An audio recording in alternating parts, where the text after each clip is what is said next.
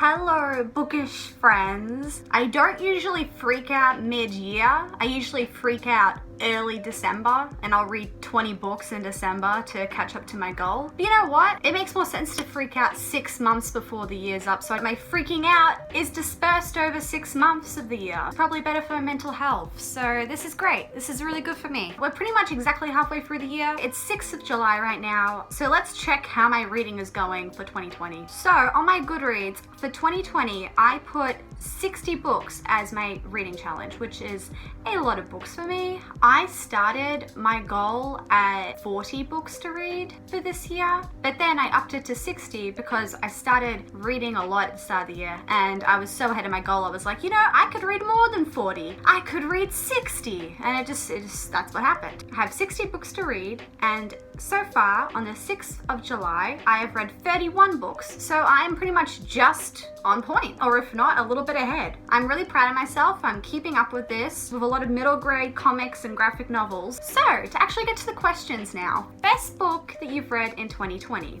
I've had 2 5 out of 5 reads, so I have to pick one. I already know which one it is. Without a doubt, actually, the best book I have read so far in 2020 is Akira Volume 1. I am obsessed with this thing. This is the best thing to ever exist. No, not actually, but it is the best manga to ever exist. I've been meaning to pick up this manga series for a bit because I owned Volume 2. I picked this up for cheap at a book sale. That's why I owned this. But I didn't end up getting Volume 1 for a while because these things are damn expensive. But now that I'm a working woman, I can afford things. So I picked this up for $45.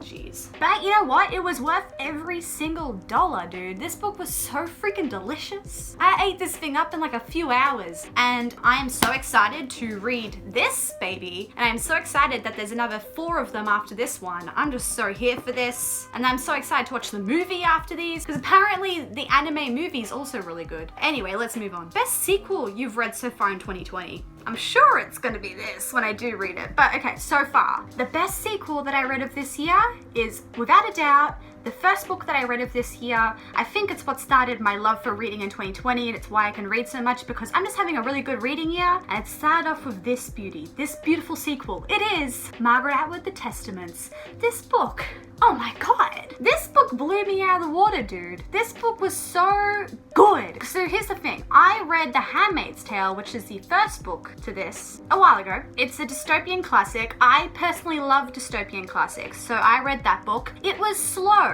but I still loved it, and I gave it a 4 out of 5 stars. I then picked this up when this came out. Way later this came out. This came out recently. And all of a sudden, this book provides me with nearly everything that I loved about the first one, plus a quick plot. And I'm like, that's like the only issue that I had with the first book, was that it was a slow plot. Like, I just wish it was a bit faster and more entertaining. And this book delivered that. Margaret Atwood listened to me. She heard me. What am I talking about? Number 3, new release you haven't read yet but want to. New release.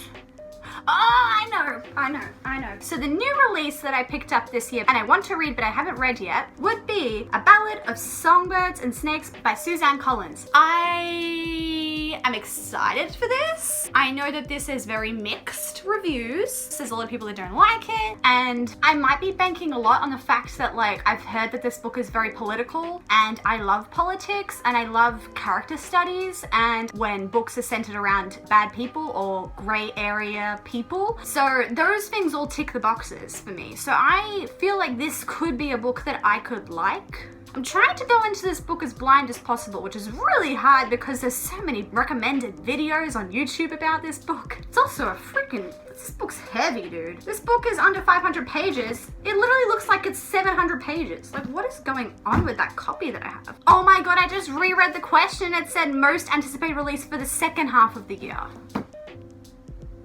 Book doesn't freaking count! Oh my god, I'm a dumbass. Okay, well, my anticipated release for second half of the year would be the 3rd book in the Carry On series by Rainbow Rowell. I believe that's coming out later this year. Sorry if I'm wrong. I'm not perfect, okay? I'm pretty sure it's coming out sometime soon. I am 100% anticipating anything to do with Baz. Anything that has Baz saying things in it, doing things in it, I will read that bitch. So just let me know. Let me know when that drops, because I'm there for it. Biggest disappointment. Okay. The Night Circus by Erin Morgenstern. There's a lot of people on booktube that I adore that adore this book, and I definitely respect their love for this book. I don't think that this book sucks. I just think this book is not for me at all. I think this book is very descriptive. It's very atmospheric. It's very about like building up to like this vibe, this like whimsical feel. And I just prefer books that are really plot driven, and this book is not plot driven. Or at least it didn't seem to be for me. Like the plot was not driving enough. By a third in, I was just like, what is going on? I don't get what's happening. Some dude in a gray suit or something? Like, biggest surprise. I mean, I already have Akira in my right hand. With my left hand, I'm scrolling to see the other books and if there's anything else that I'd rather talk about that surprised me more. Akira was the biggest surprise.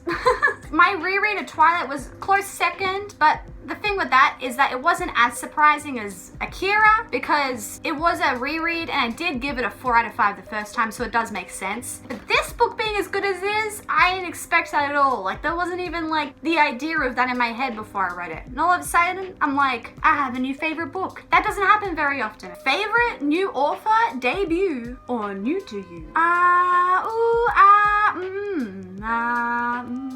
Oh, I'm sorry, but Akira again. It was so good. I am so sorry, but like, it was so good. You know what I mean? So, can I pronounce this guy's name? Let's have a question. Katsuhiro Otomo. New favorite author. Can we avoid Akira being the answer for any more? Newest fictional crush?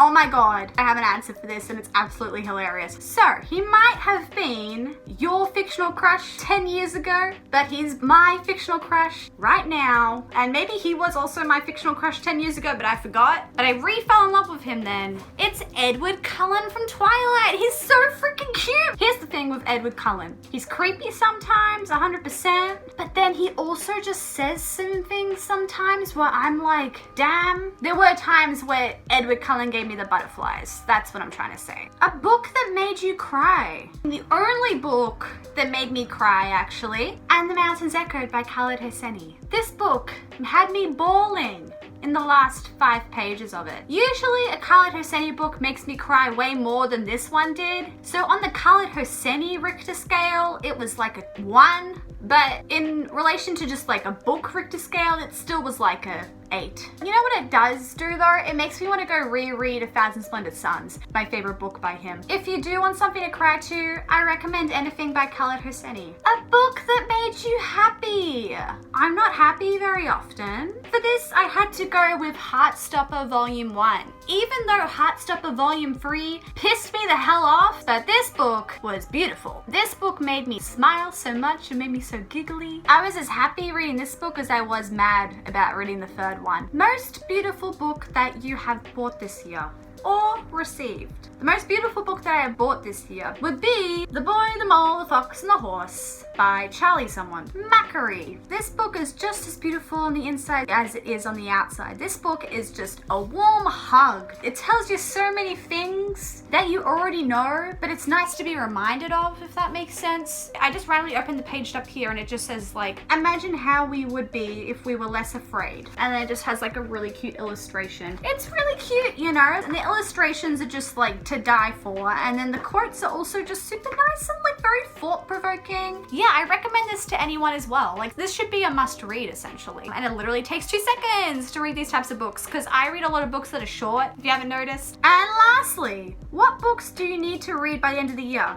Well, I need to read 29 books by the end of the year. The books I need to read for the rest of the year, first one would be The Hero of Ages by Brandon Sanderson. That is being used as my tripod right now. That is the 3rd book in the Mistborn series, so, you know, trying to finish that series off and will by end of the year. It is like my goal right now. I also want to finish Girl, Woman, Other by Bernardine Evaristo. I picked this book up and I'm like 40 pages in right now, and I'm going to come back to it after I'll read The Hero of Ages and finish this book. I also have a little stack of books that I really want to finish this year as well. So on top we have We, which is a book that inspired 1984. It inspired Brave New World, all those dystopian classics that we know and love. Really want to read this book because that's one of my favorite genres, and this is like the father of them all. I really want to do a reread of Ready Player One because I have started a book club with my friends. Like, what is going on? I also really want to finish off The Seven Husbands of Evelyn Hugo by Taylor Jenkins Reid. I have been recommended this book by 20 million thousand people at this point. It just needs to happen. Everyone and their mother is talking about this book. I've also got Sally Rooney, Normal People. I really want to read this for obvious reasons. Everyone has read this book. I need to read it. And then the other book that I really want to read would be Eragon. I really want to start another high fantasy series, and I think Eragon would be a good place to go. So that's also on my TBR of books that I really need to read by end of the year. Oh, I really need to read this by end of the year. Kira from the future, but I forgot to mention that Crime and Punishment is obviously also a book that I need to read this year. But yeah, that's it. That's the whole tag. That is the mid-year book freakout tag. I hope everybody's enjoyed watching. I'm in a really loud mood today, if you can't tell. You can literally watch my other videos. I'm so freaking quiet sometimes and I'm so loud other times. I'm such a moody person, but I'm in a good mood today. I'm in a mood to film and have a good time. So I hope that you've enjoyed watching me yell about books, and I'll talk to you all soon. Bye.